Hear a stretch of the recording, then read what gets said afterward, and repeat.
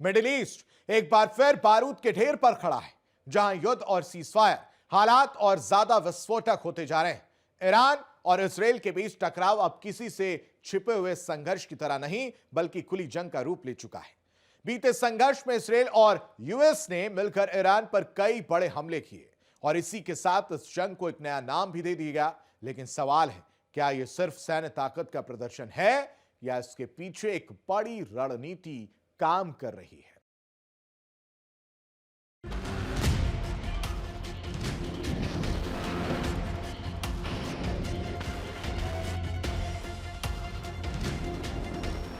Middle east, जहां महायुद्ध और सीज फायर के बाद हालात और ज्यादा विस्फोटक होते जा रहे हैं, ईरान और इसराइल के बीच टकराव अब खुली जंग का रूप ले चुका है।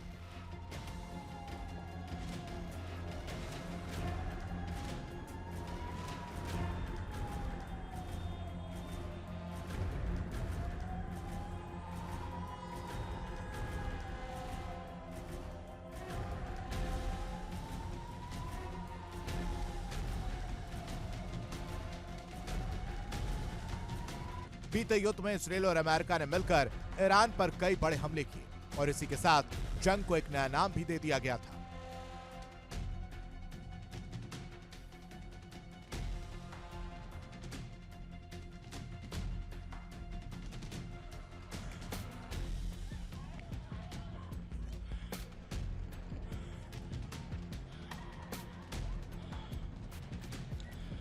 इतिहास गवाह है कि जब जब युद्ध अपनी चरम सीमा पर होता है तो निशाने पर सिर्फ सरहदें नहीं, बल्कि दुश्मन देश के पुल, उसके बांध और उसके पावर प्लांट होते हैं। ऐसा ही मिडिल ईस्ट में भी देखने को मिला कि किस तरह अमेरिका और इसराइल ने ईरान को तबाह करना चाहते थे। इस पूरी जंग में भले अमेरिका फ्रंट पे रहा हो, लेकिन इसराइल सबसे ज्यादा मजबूती के साथ और प्लानिंग के साथ इस जंग में उतरा हुआ था।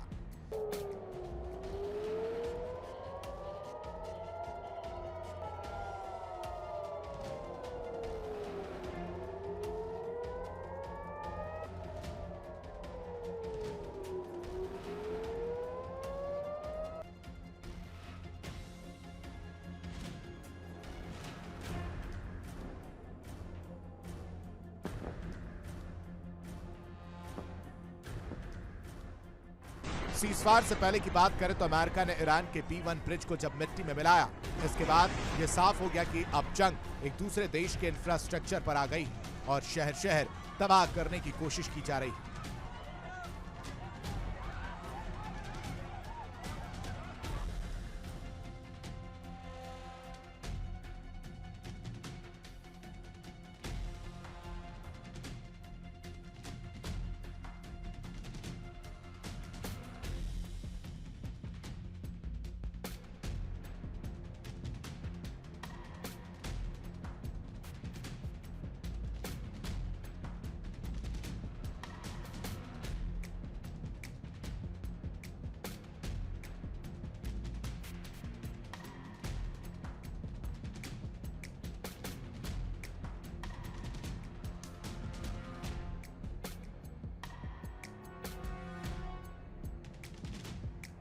इसराइल के इस फॉर्मेट से ईरान ने भी बहुत कुछ सीखा और दुश्मन के इंफ्रास्ट्रक्चर पर वार करने लगा।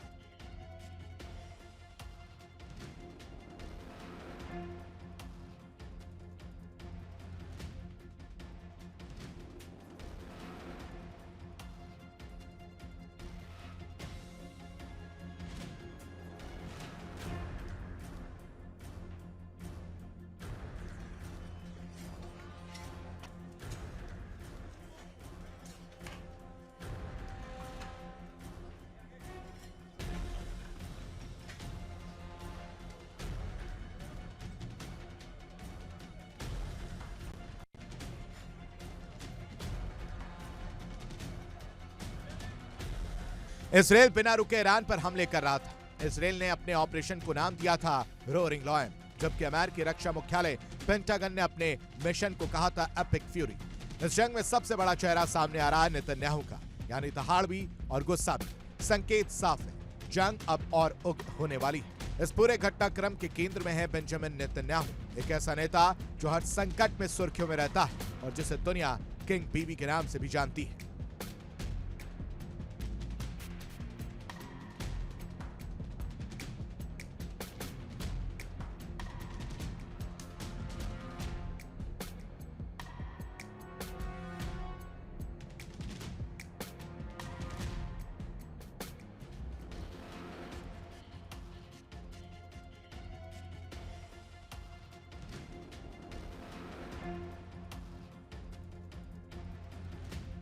लेकिन आखिर ये बीवी है क्या? दरअसल ये कोई राजनीतिक टाइटल नहीं बल्कि बचपन का नाम है। 21 अक्टूबर 1949 को तेल अवीव में जन्मे नेतन्याहू को उनके परिवार और दोस्तों ने प्यार से बीबी कहना शुरू किया। छोटा नाम, आसान नाम और धीरे धीरे यही नाम उनकी पहचान बन गया। आज बीबी सिर्फ एक निकनेम नहीं बल्कि एक पॉलिटिकल ब्रांड है। समर्थकों के लिए मजबूत नेता, आलोचकों के लिए सख्त शासक, लेकिन दोनों के लिए एक प्रभावशाली चेहरा। नेतन्याहू की पहचान सिर्फ इजराइल तक सीमित नहीं, उन्होंने अमेरिका में पढ़ाई की और आर्किटेक्चर की शिक्षा ली और बॉस्टन कंसल्टिंग ग्रुप में भी काम किया।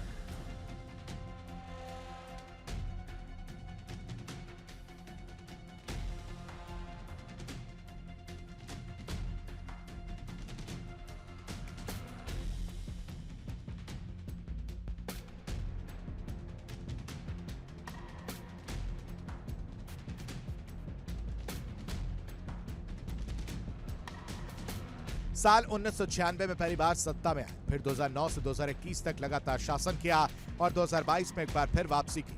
बार बार चुनाव जीतना उन्हें बनाता है इजराइल की राजनीति का सबसे टिकाऊ चेहरा।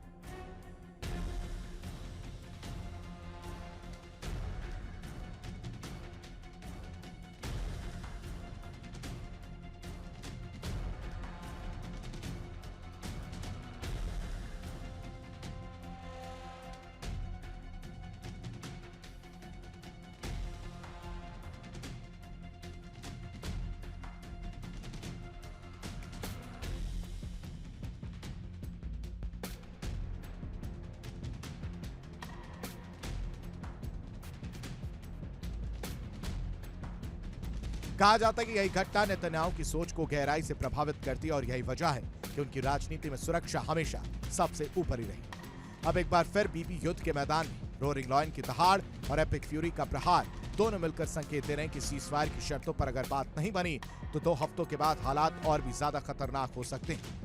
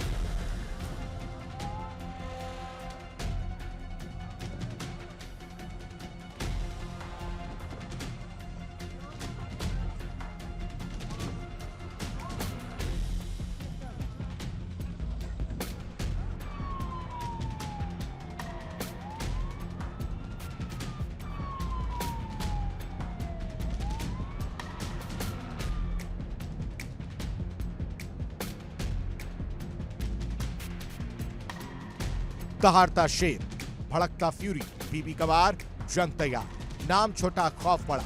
Roaring lion versus epic fury. Middle east में आग और बढ़ता तबाह।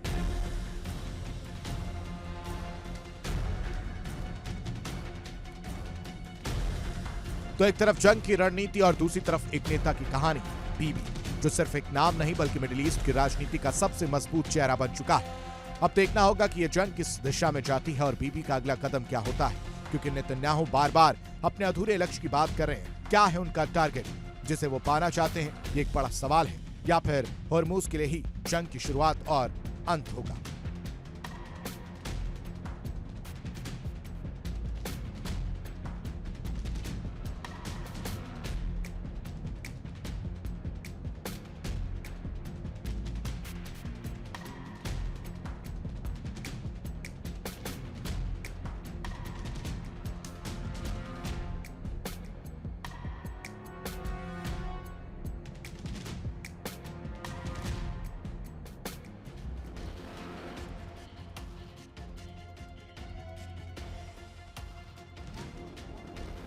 Bureau report, India daily.